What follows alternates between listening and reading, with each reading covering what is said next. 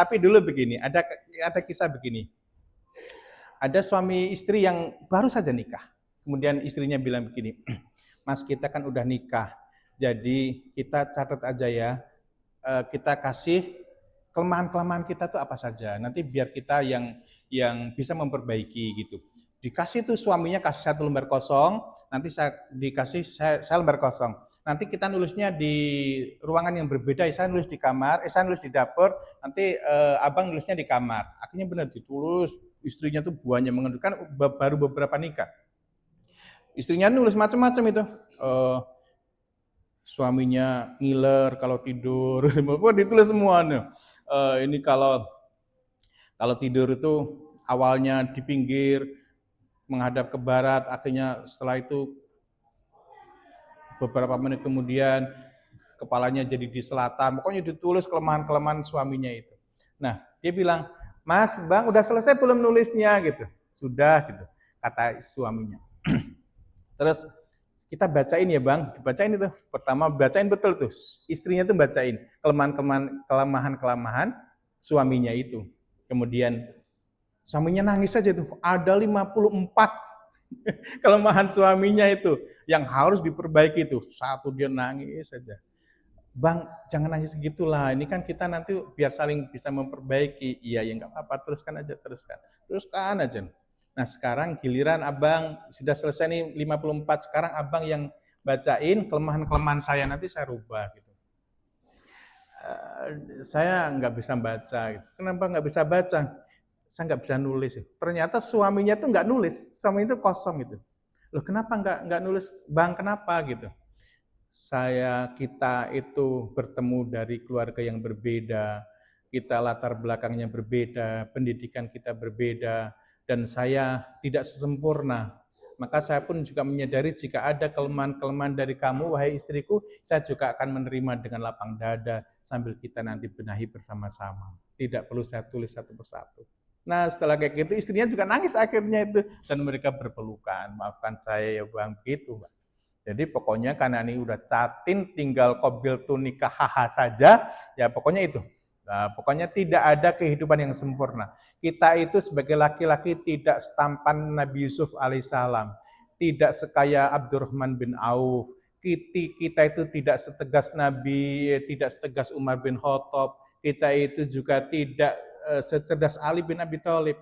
Sama juga dengan ini, tidak secantik Aisyah, tidak sekaya Khadijah, tapi kita adalah bersama-sama. Aku, kamu, kita udah jadi kita. Kita harus melakukan bersama-sama, membangun ekonomi bersama-sama, membangun keimanan bersama-sama, agar kita menjadi orang-orang yang sukses di dunia dan sukses di akhirat. Begitu saja Mbak ya, jawabannya ya.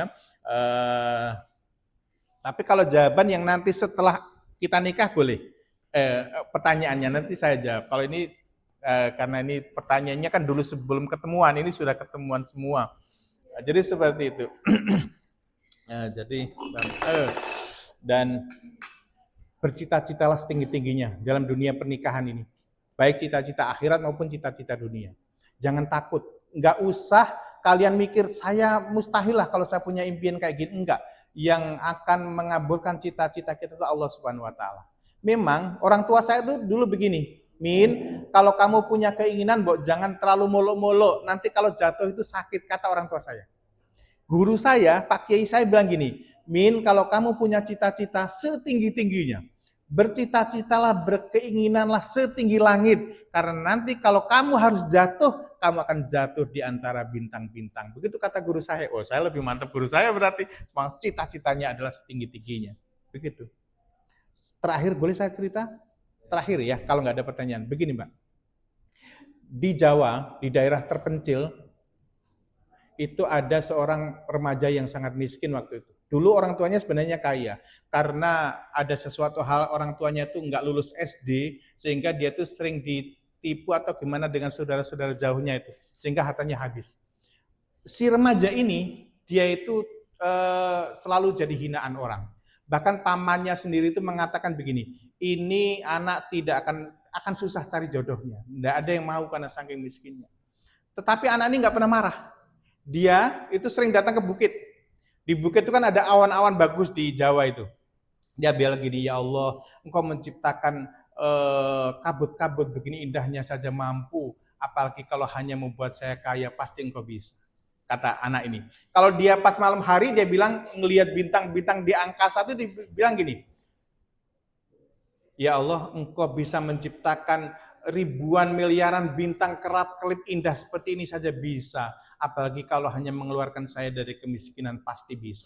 Kemudian ringkas ceritanya, si anak ini dia punya keinginan luar biasa. Cita-citanya kepengen jadi pejabat, cita-citanya kepengen jadi pengusaha, kepengen jadi dai, kepengen punya bisnis dan sebagainya itu. Yang waktu itu nggak mungkin menurut masyarakat setempat. Tapi dia kayak gitu, dengan kokohnya punya keyakinan. Nah, beberapa tahun yang lalu, saya itu ketemu dengan orang itu. Saya salaman ketemu, kemudian bagaimana kabarnya? Alhamdulillah. Bagaimana cita-citanya?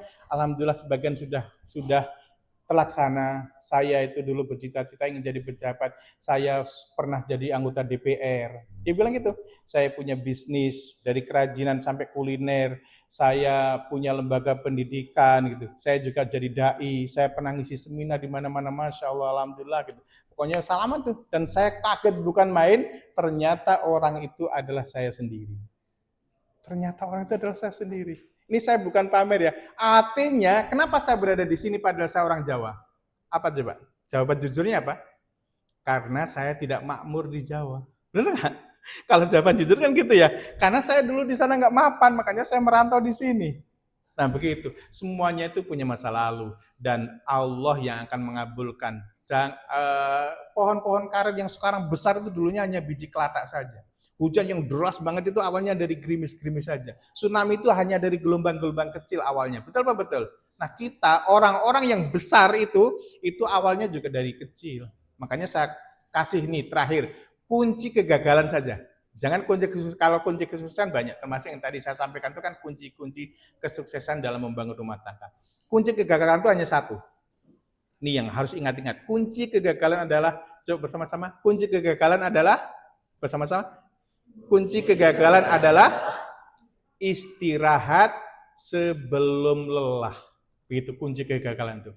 Istirahat sebelum lelah. Secerdas apapun kalian, sehebat apapun kalian, sekreatif apapun kalian, tapi kalau sering istirahat sebelum lelah, maka kalian akan gagal. Paham ya? Jadi istirahat sebelum lelah tidak boleh kita lakukan. Pokoknya kita harus semangat terus begitu. Alhamdulillah sepertinya sudah memakan waktu yang lama karena tidak ada pertanyaan. Terima kasih.